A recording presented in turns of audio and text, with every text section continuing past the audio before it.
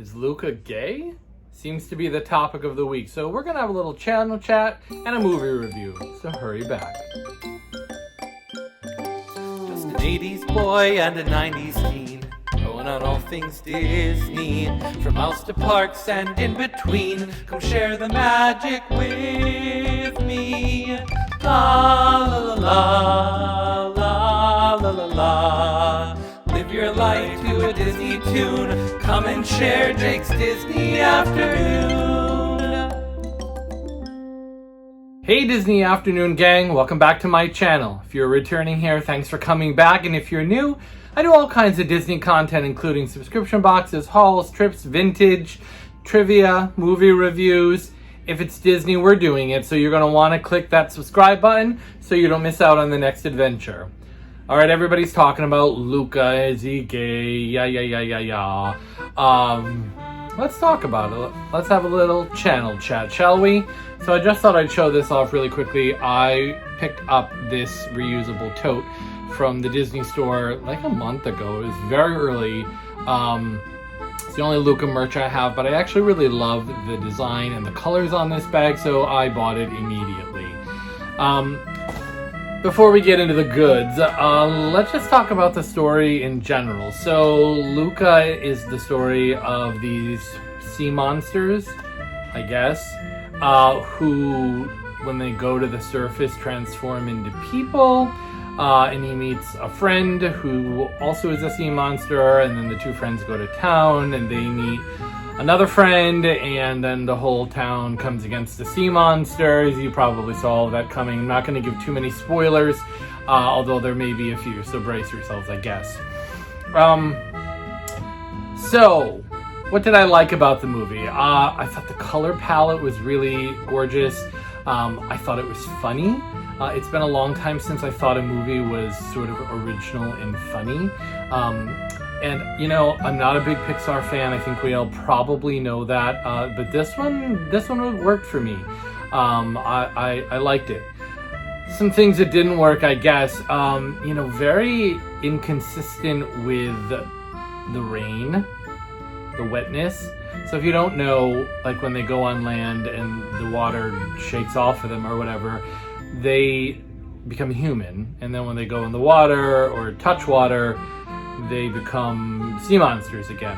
The problem I had is that they use the water conveniently. So like when they first flop out onto land, it's like kind of almost boom, the water shakes off and they're in like their human form, fine. But then later on, like there's a rain scene where like the rain is coming down and like the drops are pinging on his skin, but only those pings are being changed. When the parents come onto the land, they stay monster for quite a long time. But then there's a scene with the two boys jumping in and out of the water, kind of like dolphins, and they crest out of the water high enough that somehow they're dry. But then when the town sees them wet, they stay monsters for a long time. Or there is a scene where they're running under an umbrella, but their feet are touching the water, but because the umbrella's there. I just wish, you know, it's like the rule when you're writing a magic system in like a fantasy movie or a book or something like that. You gotta know the rules a little bit. So that, I had a little bit of issue with that. My other issue is a little bit, I know I said the color palette was great, but the art direction, I don't know, the characters just are slightly generic to me. That's always been my Pixar problem. Like there's, the computerness of it kind of makes them a little bit generic, like they're Fisher-Price Little People or something, all with like a slightly different hairstyle and shirt. Where I feel like the hand-drawn animation, I don't know, it's more nuanced. That's just my take on it. But I really did like the movie. I thought it was charming. I thought it was a lot of fun. And sometimes we just need to have a little bit of fun. All right, so let's get to the meat of this whole thing. Is Luca gay? That's what everyone on the internet seems to be talking about. Couple things I want to say. First, representation is incredibly important. Totally on that. So if that's the like argument you're going to come at me in the comments, I'm just not even going to pay attention to it because representation is important.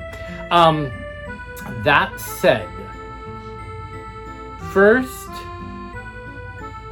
this is a coming of age story, meaning this is not a story about romance. One of the things I think we need to get away from is assuming that friendship, whether it's, two girls, two guys, a guy and a girl, somehow that bond, that spending so much time together means romance. And when we really mean romance, we kind of mean sexual romance or that kind of intimate romance. We have to sort of step away from that and start looking at friendships of all kinds, ages, genders, it doesn't matter, as intimate things that don't necessarily go that far. They're not meant to be that kind of relationship, as spouses are or as committed partners are, right? So that's the first thing I think that's important to know. And I think in this story, these are kids just trying to figure out who they are, not who they're going to settle down with for the rest of their lives. It doesn't mean to say that you can't acknowledge that you're gay at that age. That's not what I'm saying at all. What I'm saying is the point of this movie is they're not going down that road. They're not committing to that.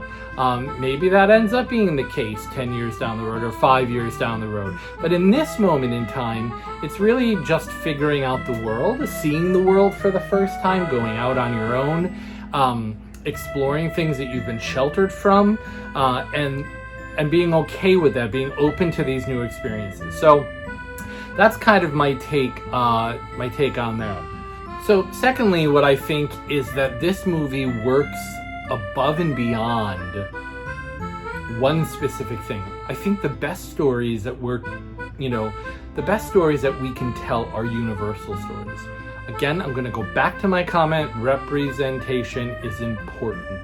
But like all fairy tales, like all sort of, it's not even a morality tale, but like a fairy tale, a parable, that kind of a thing, they have a universal truth that can be applied to all of us. So for me, there are a couple of issues. There's the relationship of the two boys, and then there is the monster factor. The monster being like the hidden or the replacement for the gay thing. That's sort of how I looked at it, as an analogy, right? So and I get that. Because they're different, the town comes against them, parents have tried to shelter them, incidentally the parents are monsters too, so the analogy doesn't quite track through.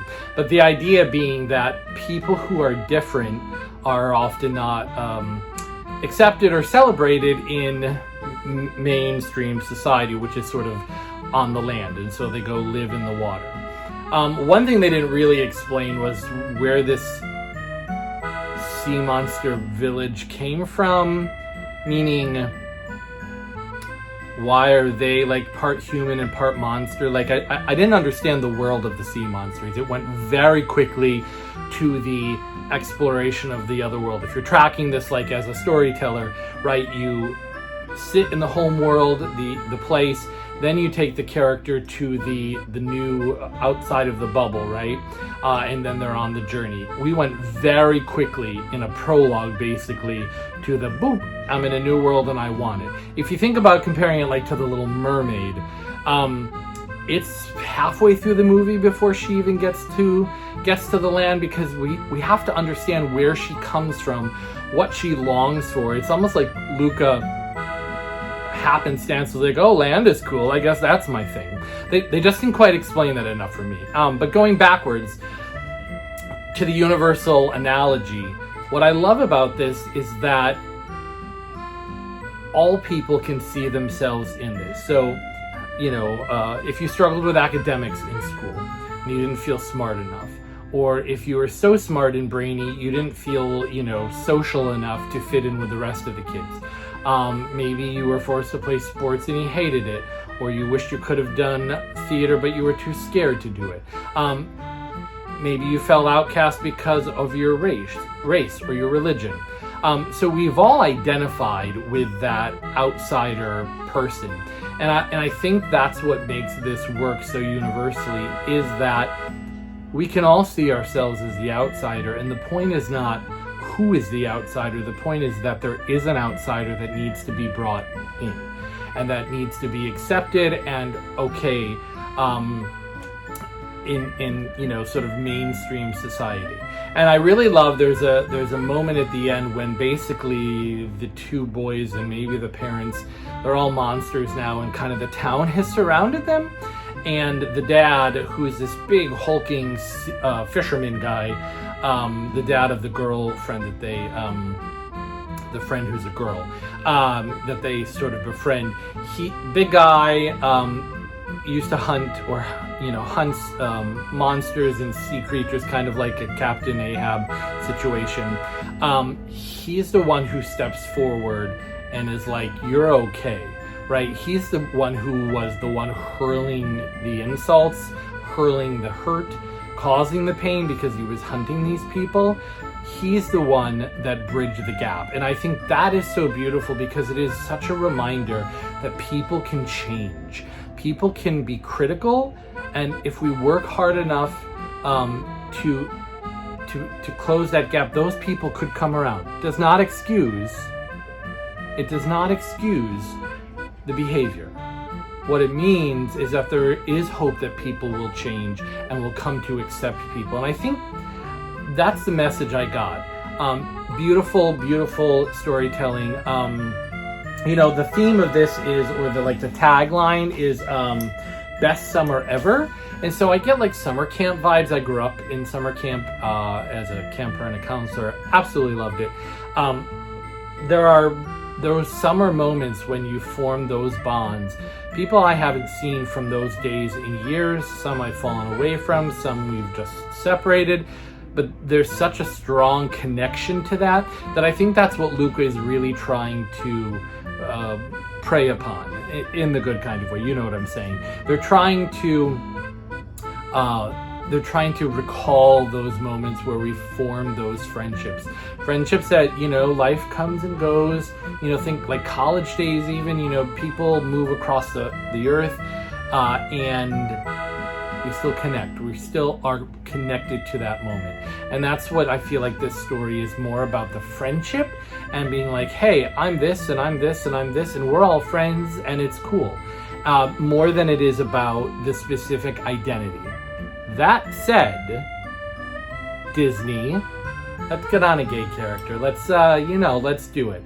Look, I know you're gonna offend some people with it, but you weren't worried about offending me when you released that poorly written and directed Raya. There, I said it. Yeah, I said it. No, you were not concerned when you released that monstrosity. You can at me in the comments, that's fine. So we should just get on it, just embrace it already. But let's look at this movie for what it is. Let's not look at this movie for what we wanted it to be, or what we hoped it would be, or what we think it might be. Let's actually just look at it for what it is. I don't know. Those are my thoughts. I'm really curious to hear your thoughts down in the comments. Did you like Luca? Did you identify with it? What are your takeaways from that? I do think it's a beautiful film. I want to watch it again and just kind of take it in. But I think it's more universal than people are trying to pigeonhole it as. It's about the weirdo in all of us that's just trying to be accepted. With that said, representation is important. Let's get on that. Let's do better. Let's accept each other. And cheers. Hope to see you back real soon, sharing in Jake's Disney afternoon.